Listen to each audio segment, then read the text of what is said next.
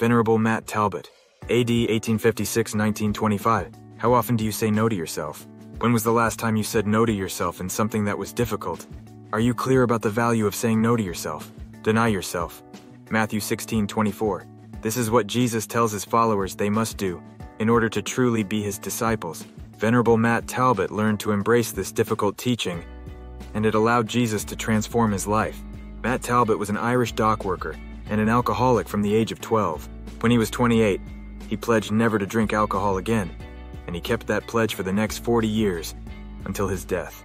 He spent those 40 years practicing self-denial, working hard, paying back his debts, giving everything he had to the poor, sleeping on nothing but a wooden plank, and praying for several hours a day. After his death, Talbot became an icon of Ireland's temperance movement, and his story spread around the world. He is quoted as saying, "Never be too hard on the man who can't give up drink. It's as hard to give up the drink as it is to raise the dead to life again, but both are possible and even easy for our Lord. We have only to depend on him."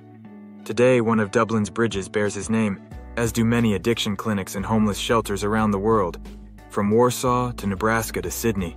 Self-denial is the condition that Jesus sets for discipleship. Why is denying ourselves so important? Is it the centerpiece of Jesus' teachings? No. Why then does Jesus set it as a foundation of discipleship? It's about freedom and self-possession. The essence of Jesus' teaching is love, but you can only love to the extent that you are free, and we are only free to the extent that we are able to say yes or no to anything. Someone who has no self-control is completely incapable of love. We see this on full display in people seriously addicted to drugs and alcohol. On the other hand, someone who has great self-control, who can direct his or her thoughts and actions at will toward what is good, true, noble, and just, is truly free and capable of immense love. This is what Jesus desires for you. He wants his disciples to be capable of immense love.